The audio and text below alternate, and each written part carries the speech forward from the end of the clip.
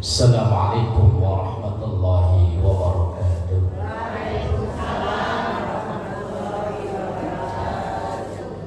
A'udzu billahi minasy syaithanir rajim.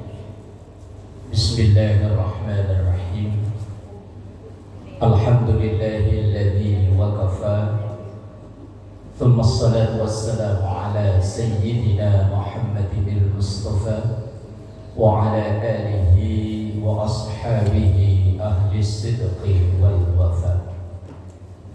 Subhanaka la ilma lana illa ma 'allamtana innaka antal alimul hakim. Rabbi shrah li sadri wa yassir li amri wahlul 'uqdatam min lisani yafqahu qawli waj'al li waziran min ahli. Amma ba'du. Hadratul ulama wal qurama wa hadratul ummahatil muslimat, segenap pimpinan dan jamaah Majelis Ta'lim Masjid Al-Furqan, yang semoga kita semua selalu diberkahi, diridhoi dan dikaruniai sehat afiat, panjang umur dalam taat ibadah kepada Allah Subhanahu wa taala. Amin. Mulai dari awal Rajab, doa yang masyhur, kita mohon berkah pada Allah di bulan Rajab, bulan Sya'ban, dan kita mohon panjang umur bisa bertemu dengan bulan suci Ramadan insya Allah. Alhamdulillah, kayaknya malam ini ada yang berbeda. Biasanya cuma 2 baris, kok ini 4 baris.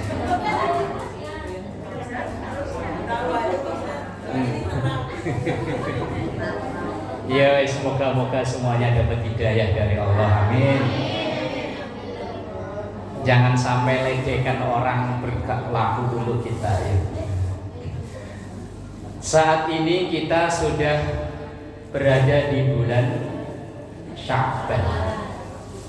Kalau orang kampung saya nyebutnya bulan ruah.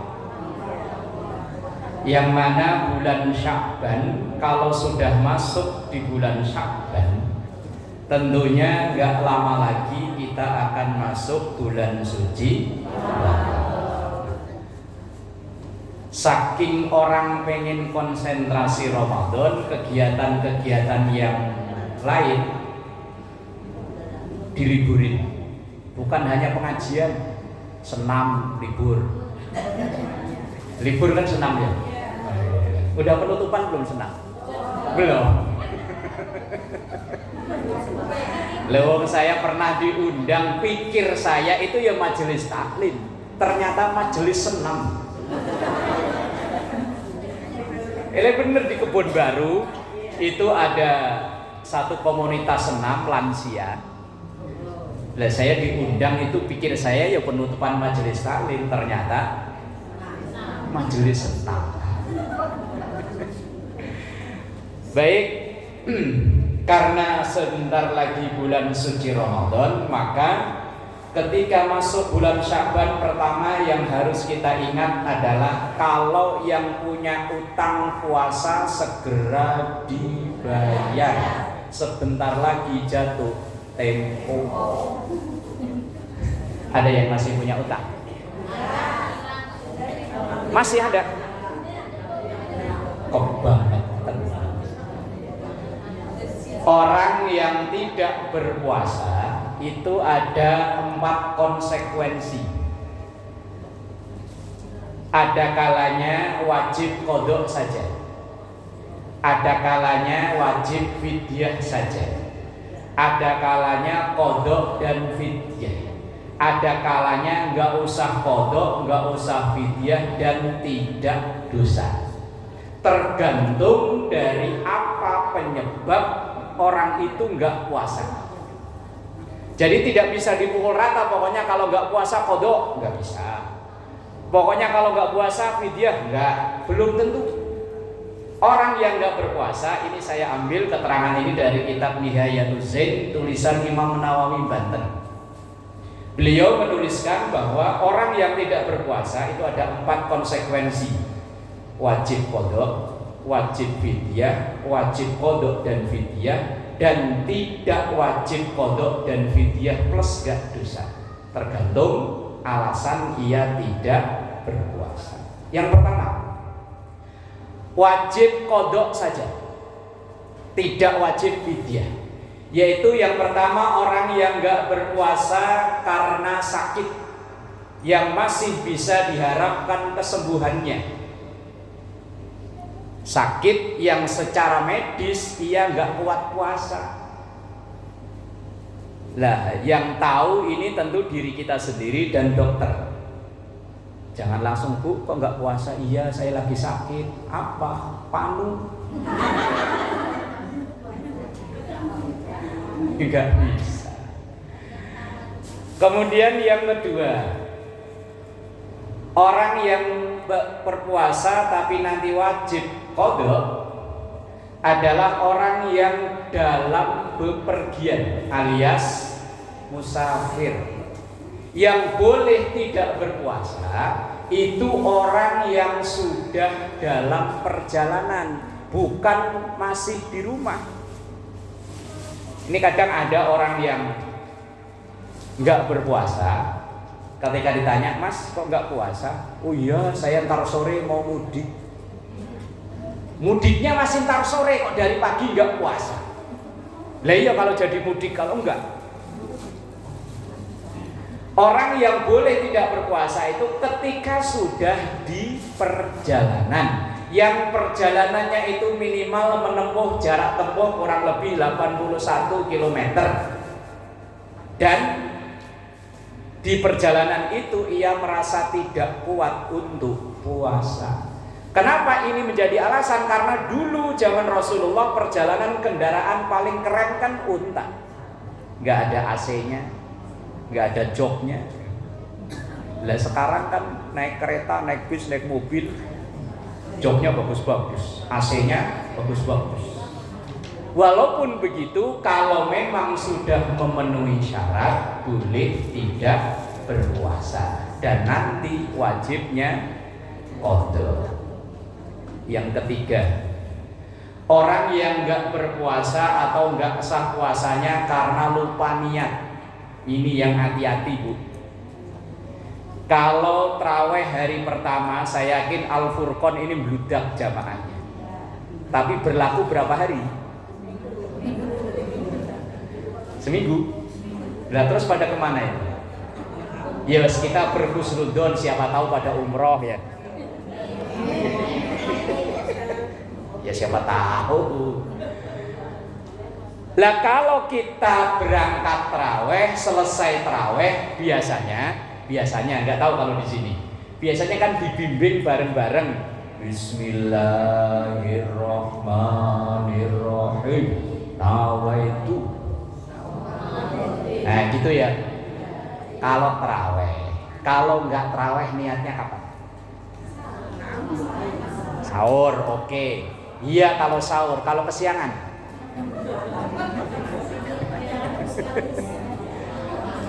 Niatnya kapan ayo? Padahal rukun puasa itu cuma ada dua. Satu niat, satu menahan diri dari segala yang membatalkan puasa. Kalau dua ini ada salah satu yang kurang, maka puasanya tidak sah. Ia nggak makan, nggak minum dari subuh sampai maghrib, tapi kalau nggak niat sama saja dengan tidak puasa, alias puasanya tidak sah. Pertanyaan saya tadi belum dijawab.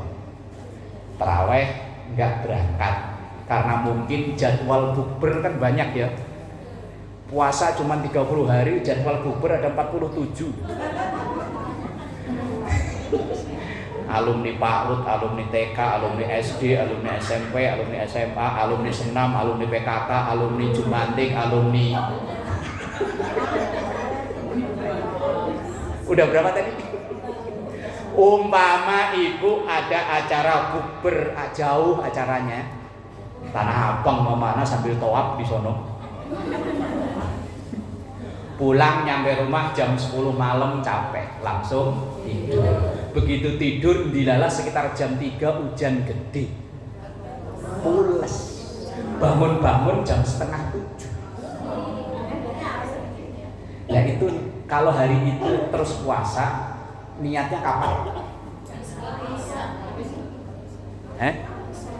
Habis sholat isya, kok nggak percaya sih? Nggak yakin saya. Ayo, kalau udah kayak begini loh, walaupun ia nggak makan, nggak minum sampai maghrib, hari itu alamat puasanya tidak sah.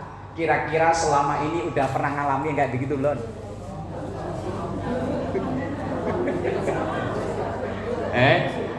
Malamnya nggak terawih, begitu niatnya nanti kalau mau sahur sekalian baca niat, ternyata nggak bangun. Kalaupun bangun udah adzan subuh.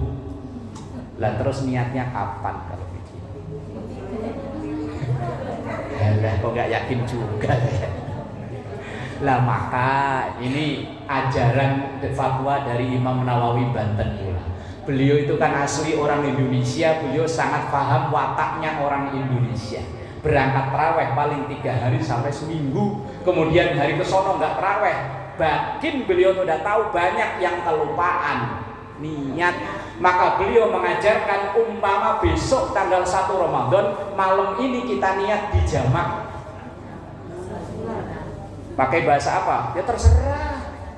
Kalau saya orang Jawa ya niat ingsun siang bulan Ramadan tahun niki krana Gusti Allah Taala. Wong Jawa, lek tiyang Sunda gimana? Kalau orang Sunda gimana orang Sunda?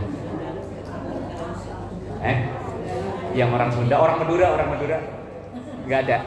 Niat pakai bahasa kita boleh. Saya niat puasa Ramadan tahun ini semuanya karena Allah Taala. Itu niat dijamak. Seandainya nanti di tengah Ramadan ada yang kelupaan nggak niat, udah ada cadangan niat di awal. Umpama nanti ya, karena orang yang lupa niat sama dengan puasanya tidak sah, nanti wajib dipotong. Terus yang selanjutnya ke berapa tadi? Sakit, perjalanan, lupa niat. Kemudian orang yang batal puasanya atau enggak puasa karena menyusui atau hamil, itu nanti wajib dipotong. Kemudian yang kedua, orang yang enggak puasa hanya wajib fidyah saja, enggak wajib qadha. Wajibnya cuma fidyah. Dan fidyah itu aslinya nggak berat kok ya, cuma 0,7 liter, nggak sampai seliter. Nah kalau nimbang 0,7 kan ribet, mending dilempengin. Dalam sehari itu cuma itu. Wajibnya hanya fidyah, nggak wajib qadha. Ini untuk siapa? Satu, orang yang sakit yang secara medis udah nggak bisa diharapkan kesembuhannya. Udah divonis dokter, wah ini udah stadium 36. Yo tinggal ngomong aja kok. Umpama, wah ini udah berat. Habis ngomong begitu malah dokternya yang mati. Orang yang secara medis sakitnya udah sulit untuk disembuhkan. Seandainya itu terjadi pada bulan puasa, nanti ia hanya wajib bayar fidyah. Mau kodok di mana? Wong penyakitnya makin parah kok. Nah, kalau kita punya keluarga yang pernah terjadi seperti ini, maka wajibnya hanya fidyah. Dalam sehari hanya 1 liter diberikan kepada siapa? Yang paling berhak untuk menerima fidyah itu adalah keluarga yang ekonominya kebetulan kurang bagus. Kita punya kerabat, entah ponakan, entah siapa, yang ia masih ada hubungan kerabat dengan kita, kebetulan ia ekonominya nggak bagus, dia yang paling berhak untuk menerima fidyah. Boleh nggak fidyah dijadiin satu? Boleh. Dipisah-pisah, monggo. Wah saudara saya banyak kismin semua. Ya wes dibagiin rata. Kalau yang kismin cuma atu, ya udah untuk dia. Yang pertama, ini untuk orang yang sakit secara medis nggak bisa diharapkan kesembuhan. Yang kedua, yaitu orang yang sudah lanjut usia, udah sepuh. Ini tidak ada batasan umur loh ya. Kadang ada orang umur 70 tapi masih energik. kesehatan fisiknya masih bagus, daya ingatnya masih bagus. Ada yang umur baru 45, kacamata taruh di sini dicariin. Anaknya diomelin semua. Kacamata mana? Kacamata mana? Begitu dia jalan lewat cermin, nah ini kacamata. Orang yang udah sepuh ini ada dua kemungkinan. Kemungkinan pertama, ya fisiknya sehat bagus, tapi ininya udah berkurang, alias pikun. Sahur ikut sahur, giliran jam 9 minta dibikinin telur ceplok. Lah orang yang sudah begini ini tidak wajib untuk melanjutkan puasanya. Daya ingat udah enggak memadai. Maka kalau memang ia punya harta, maka diambilkan dari hartanya untuk fidyah. Kalau memang dia enggak punya, anaknya. Atau sebaliknya, daya ingat bagus tapi fisik enggak kuat. Orang yang mungkin udah lama enggak temu, daya ingatnya masih ingat, tapi fisiknya enggak kuat. Kalau puasa enggak kuat. Maka orang yang sepuh seperti ini wajibnya hanya bayar fidyah. Mungkin kita punya orang tua yang kondisinya seperti itu, atau mungkin keluarga atau siapa saja yang kondisinya ada dua kemungkinan itu, maka ia tidak wajib untuk melanjutkan puasanya. Kalau memang dia kuat ya silahkan puasa, kalau nggak kuat ya wis. Maksudnya nggak kuat itu tadi loh, sahur ya sahur, jam 9 minta dibeliin bubur ayam, ya wis beliin aja udah. Karena memang itu takdir Allah. Ayatnya saya yakin ibu apa? Wa man nu'ammirhu. Lanjutin apa? Wa man nu'ammirhu nunakkishu. Kok berhenti? Apa ada remnya kok pakem banget langsung cep? Saya udah ulangi 2 kali loh, 3 kali. Wa man nu'ammirhu nunakkishu fil khalqi. Nah, itu apa? Ada di mana itu? Yasin. Kalau saya tanya ayat pasti ketawa. Makanya enggak saya tanya, pokoknya Yasin beres saya. Waman dan siapapun nu'amirhu yang dikaruniai umur panjang oleh Allah, nunakisu maka akan kembali seperti dulu anak-anak. Ini udah Allah yang nentuin. Kalau orang udah dikasih umur panjang oleh Allah, nunakisu fil khalqi, maka akan aku kembalikan seperti dulu anak-anak. Kalau dulu anak-anak imut-imut, nanti ya balik imut-imut lagi. Kalau dulu gemesin, ntar kalau udah itu gemesin lagi. Gemesin apa ngeselin? Terus jangan begitu apa orang tua ngeselin.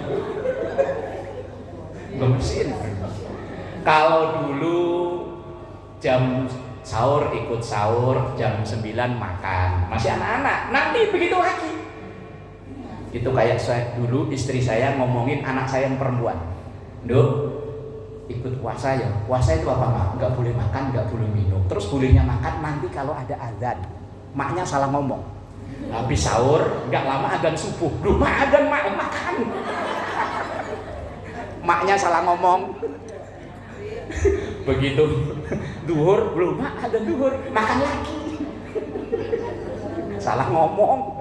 Ngomongnya ntar kalau azan boleh makan. Begitu selesai sahur, ada azan subuh. Kan selanya cuma bentaran ya.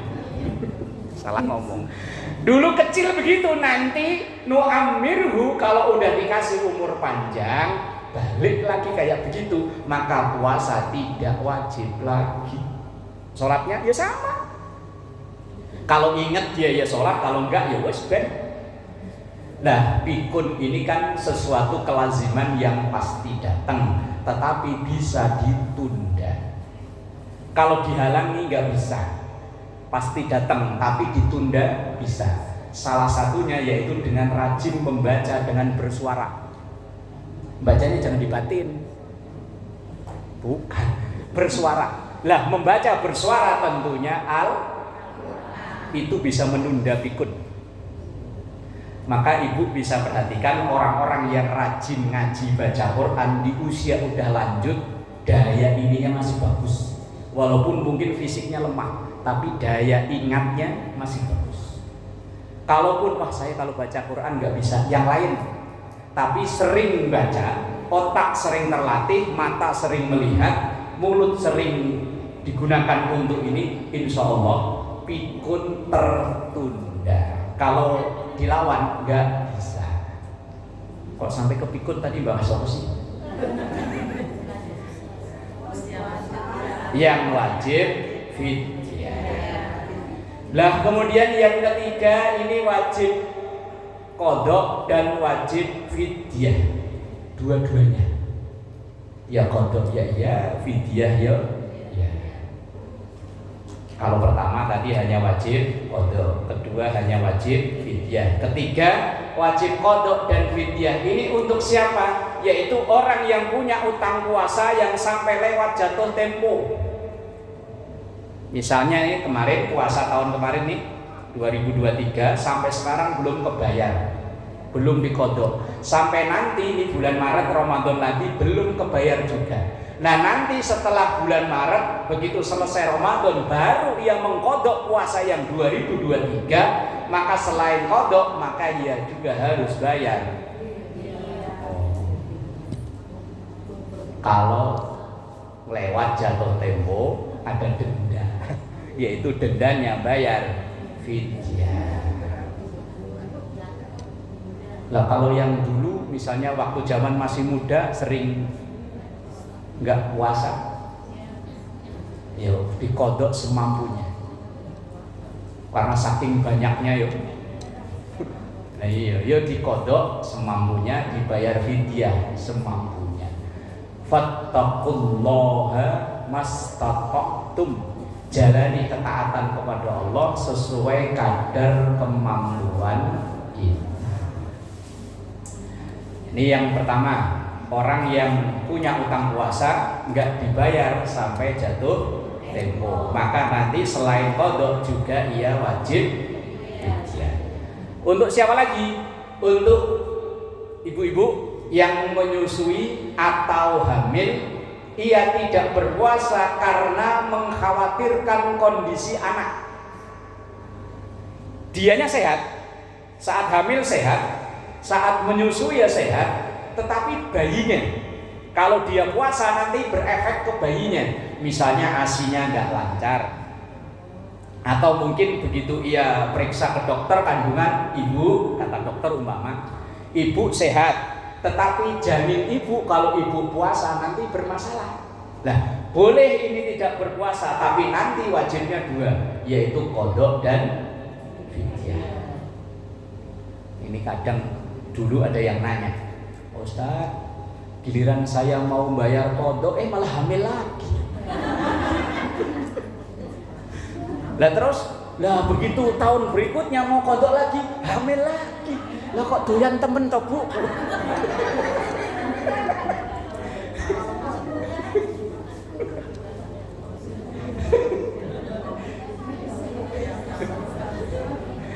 Ya umpama ya orang yang baru nikah, biasanya kan kadang 2 tahun lahiran lagi, 3 tahun lahiran lagi, belum sempat diqadha hamil lagi. Ya Allah. Kalau memang kondisinya seperti itu, makanya ya sebisa mungkin jangan ditunda. Kalau memang udah mampu dan kuat, segera. Takutnya ya tadi giliran mau qadha hamil lagi. Kalau sampai anaknya 7 kan ya 14 tahun, berarti kan 2 tahun. Ya Allah. Itu yang ketiga tadi ya, yang wajib qadha dan fidyah itu untuk 2 orang, yaitu orang puasanya nggak kebayar sampai tahun berikutnya, dan orang hamil atau menyusui karena mengkhawatirkan kondisi anak. Kemudian yang keempat, nggak wajib qadha, nggak wajib fidyah, dan nggak dosa. Kalau ada yang mau berminat, saya kasih tahu caranya. Ini Ramadan kan bentar lagi ya. Nggak puasa, nggak usah qodho, nggak usah fidyah, plus nggak dosa. Kalau ada yang berminat, silahkan tunjuk jari, nanti saya kasih tahu caranya. Loh kok pada ketawa ya? Jadi orang-orang pada puasa nggak usah puasa. Orang-orang pada qodho, dia nggak qodho. Orang-orang pada bayar fidyah, nggak bayar fidyah. Orang-orang kena dosa, dia nggak kena dosa. Kalau mau, saya kasih tahu caranya. Mau nggak ini? Lah kali-kali siapa tahu pengen nyoba gitu ya.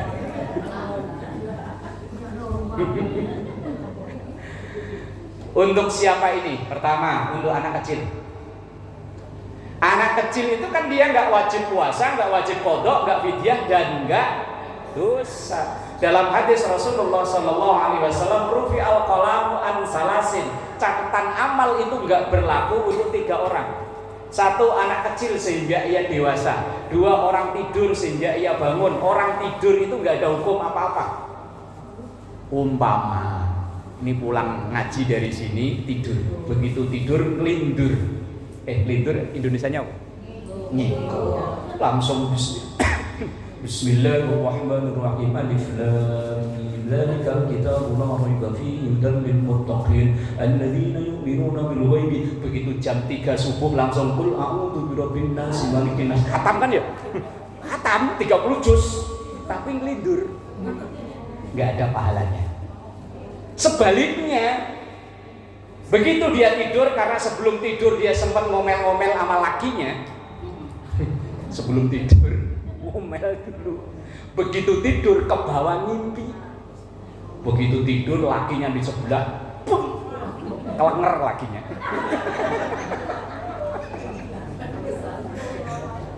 Lah kebetulan dia badannya gede, lakinya kecil. Wah, kelenger. Nggak sadar-sadar tuh. Maka perempuannya tadi karena dalam keadaan tidur tidak. Lah kalau pura-pura tidur, loh emang malaikat bisa ditipu pura-pura tidur? Ya nggak bisa. Yang ketiga, yang nggak dicatat amal itu orang gila sehingga ia sembuh. Maka orang gila itu bebas. Maka kalau ada jamaah Al-Furqan pengen bebas syaratnya, orang gila itu bebas. Telanjang di tengah jalan, orang-orang lihat, oh wajar dia gila. Di tengah jalan ngomel ngomiang nggak karuan, ngomingeng, kata orang wajar dia gila. Gila itu bebas selama akal masih waras, masih dibatasi oleh aturan, entah aturan agama, aturan sosial, aturan negara. Tapi kalau bebas pengen gila. Kemudian tadi yang nggak wajib qodho, nggak wajib fidyah, dan nggak dosa, yaitu kafir asli ketika dia masuk Islam. Loh, kok ada kafir asli berarti ada kafir KW? Ada. Kalau ada yang asli berarti ada yang KW. Kafir asli itu orang yang memang terlahir tidak Islam.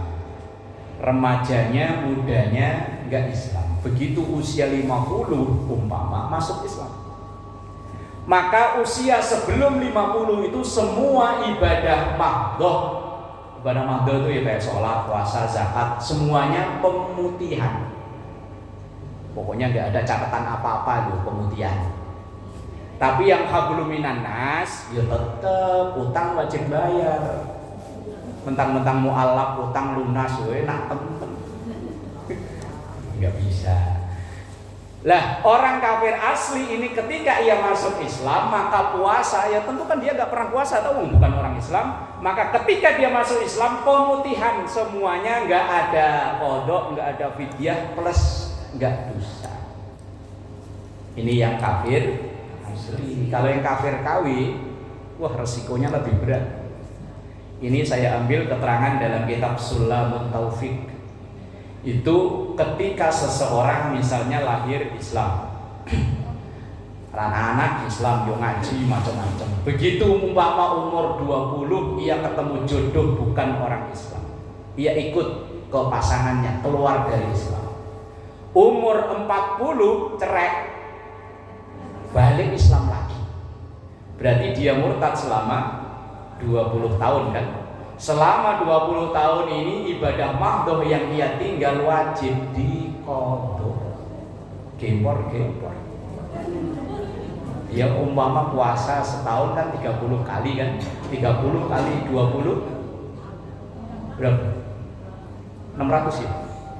600 hari yuk. 600 hari berarti 2 tahun full ya. Abot. Itu puasanya, belum sholatnya. Sholatnya lebih ribet lagi. Sehari 5 kali setahun 360. Walah wes wakeh lah pokoknya. Nauzubillahimin. Tapi ada saja kita lihat di media sosial itu orang yang mempermainkan itu. Islam, ketika ketemu suami Islam ikut Islam. Begitu cerai dapat suami Kristen ikut Kristen, dapat suami Hindu ikut Hindu. Wah, angel. Itu yang kedua, yang tidak wajib qadha, enggak wajib fidyah dan enggak dosa. Lah yang ketiga nih. Umpama ini masih ada waktu paling enggak 25 hari ya. Kalau mau nyoba monggo ya. Iya masih ada waktu 25 hari. Pokoknya beban dibanyakin aja. Mengambil kreditan mobil, kreditan motor, kreditan kulkas diambil semua. Lama-lama kan pusing, begitu pusing lama-lama kan oleng gitu. Ditanyain lama-lama nggak nyambung. Bu dari mana? Anak saya 3. Lah begitu awal Ramadan resmi ia gila, edan alias gendeng. Maka selama sebulan full begitu seandainya di Al-Furqan ini Allahu Akbar, dia sembuh. Dengar takbiran setannya minggat. Maka sebulan full yang ia enggak puasa itu enggak wajib diqadha, enggak wajib fidyah dan enggak dosa. Kalau peluang pertama kita udah umur segini enggak mungkin. Kalau anak-anak kita ya. Kalau yang tadi kafir asli alhamdulillah kita terlahir muslim. Lah kalau yang ketiga ini ada peluang loh Bu, kalau mau. Ada yang mau enggak? Wong yang stres aja pengen waras ya. Enggak, takutnya kemarin itu kan ada yang pada nyalek pada opo. Udah keluar duit banyak enggak jadi. Duit yang buat serangan fajar digondol sama tim sukses. Yang sukses timnya, dianya gagal. Lah begitu Ramadan karena gini. Paramek udah nggak mempan, pudrek udah mental udah gini. Wes Ramadan alamat nggak usah puasa. Stres. Nah ini berkenaan dengan kodok puasa. Duh, udah jam 9 ya? Yang bener ini apa no?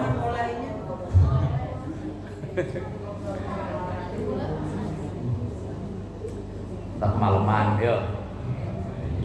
Ibu sih dekat pulangnya, saya kan jauh. Nyebrang pulau saya pulang.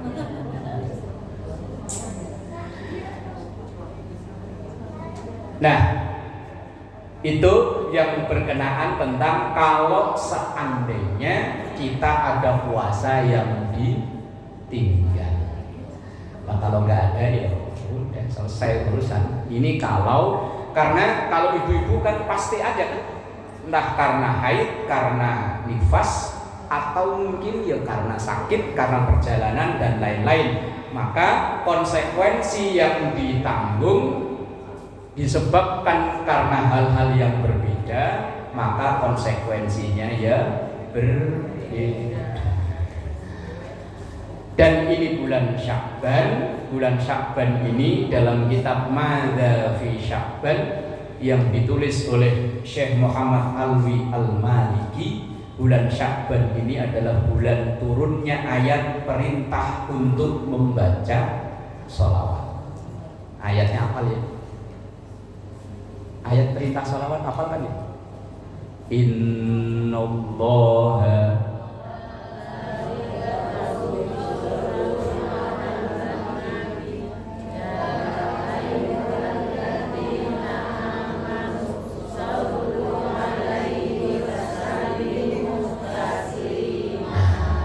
itu turun pada bulan Sya'ban, bulan sekarang. Maka di bulan Sya'ban ini kita perbanyak sholawat. Dan sholawat ini ibadah termudah, ini sering saya sampaikan. Ibadah termudah buat kita umat akhir zaman. Sholawatan itu ikhlas gak ikhlas, insya Allah pahalanya ada. Misalnya ibu-ibu biasanya kalau acara akikahan itu kan ada selawatannya ya, baca berjanji atau baca apalah sambil ibu marhaban ya nurul aini marhaban. Ibu selawatan begitu dari kamar tuan rumah keluar beseknya tipis, langsung ibu nyenggol sebelah.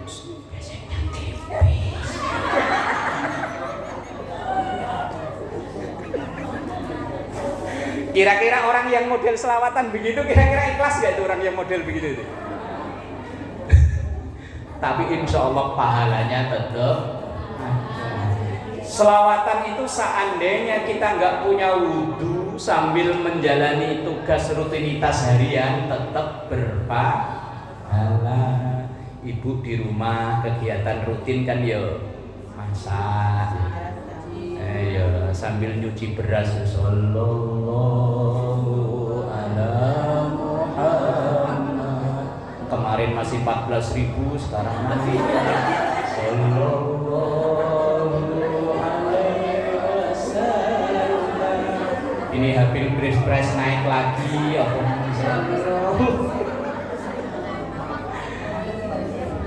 orang berselawat. Yang terakhir, di bulan Sya'ban ini ada peristiwa besar yang dialami oleh umat Islam di zaman Rasulullah, yakni perpindahan kiblat. Ketika Rasulullah pertama hijrah ke Madinah, sholatnya umat Islam itu kiblatnya bukan Ka'bah, tapi Baitul Maqdis di Palestina, yang sekarang masih perang terus. Kurang lebih selama 17 bulan. Qad nara taqalluba wajhika fis sama. Setiap malam Rasulullah itu sering apa itu? Kalau orang Jawa dangak gini. Kalau orang Jakarta apa? Ini nih. Menghadapkan wajahnya ke langit. Kalau orang Jawa dangak ya. Kalau orang sini apa namanya? Terserah situlah. Nah, para sahabat ketika melihat itu berpikir, ini Rasulullah ada apa ya? Kok hampir setiap malam setelah sholat Isya beliau itu sering menghadapkan wajahnya ke langit. Ternyata Rasulullah pengen pindah kiblat. Karena setiap hari orang-orang Yahudi itu membuli Rasulullah. Kalau bahasa kita mah begini, mat, katanya ajaran baru. Lah kok pindahnya kiblatnya sama kita ke Baitul Maqdis. Digituin tiap hari. Akhirnya Rasulullah tadi sambil bermohon pada Allah supaya kiblat ke Baitul Maqdis itu dipindah.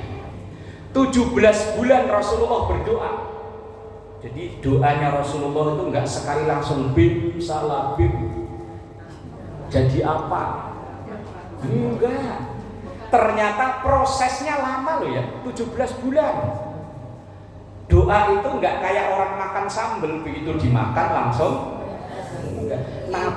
Nabi Muhammad itu doa supaya kiblat itu dipindah 17 bulan baru diijabah oleh Allah. Falanwalliyannaka qiblatan tardaha fawalli wajhaka syatrul Masjidil Haram. Muhammad, silahkan kiblatmu dipindah menghadap ke Masjidil Haram alias Ka'bah. Ka'bah itu prosesnya selama 17 bulan, setahun setengah doa baru dikabul. Lah kita doa pengennya cepet, giliran dipanggil hayya 'alas shalah tanggung ya Allah.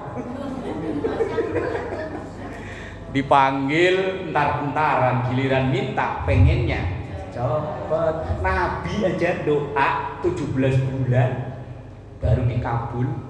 Akhirnya falan walliyannaka qiblatan tardaha fawalli, maka hadapkan wajahmu syatrul masjidil haram, ke arah masjidil haram alias Ka'bah.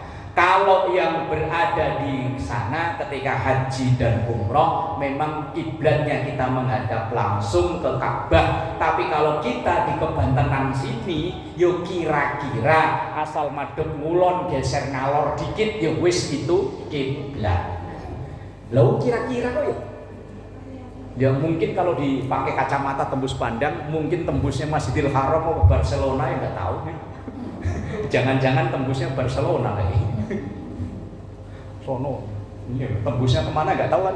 Pokoknya kira-kira kalau kita orang Indonesia, karena Indonesia ini letaknya di sebelah timur dari Masjidil Haram, ya kita madepnya barat.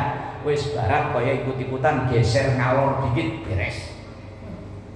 Kadang ada yang memaksakan diri apa masjidnya dibikin mensong, warisnya sampai ke sono. Ya wis kira-kira kita sholat di rumah asal gelar sajadah madhep ngulon geser ngalor dikit beres. Ya syukur-syukur yang sekarang ada Kompas ya, di HP ada, tinggal kiblat itu pun kira-kira. Dan ini dulu perubahan itu terjadi pada bulan Sya'ban yang ditulis oleh Syekh Muhammad Alwi Al-Maliki. Perpindahan kiblat itu terjadi hari Selasa bertepatan dengan tanggal 15 Sya'ban atau dikenal dengan nisfu. Nah, itu peristiwa yang terjadi saat itu, pemindahan kiblat. Wallahu a'lam bishawab. Pas jam 9. Nah, iya pokoknya pas ya.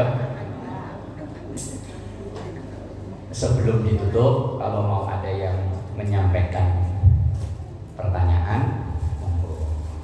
Kalau nggak ada, alhamdulillah. Iya. Loh, kalau nggak ada berarti kan paham semua ya. Atau sebaliknya, belas nggak ngerti sampai suruh nanya aja bingung. Ayo monggo kalau ada yang mau. Monggo silakan. Tapi kita sholatnya kan nggak ada kemana aja ngikutin jarak. Nah, kalau orang di perjalanan ya semadep-madepnya. Lah kalau di rumah ya pokoknya kelihatan ngulon geser ngalor dikit beres. Kalau di perjalanan ya semadep-madepnya, wong namanya di kalau naik kereta, naik pesawat. Iya semadep-madepnya. Allah Maha tahu. Islam itu mudah aslinya. Tapi ya jangan disepelekan. Cukup ya? Wis ya? Wis kan? Nah, alhamdulillah. Bisirril Fatihah. A'udzu billahi minasyaitonir rajim. Bismillahirrahmanirrahim. Alhamdulillahirabbil alamin arrahmanir rahim maliki yaumiddin. Iyyaka na'budu wa iyyaka nasta'in ihdinas siratal mustaqim.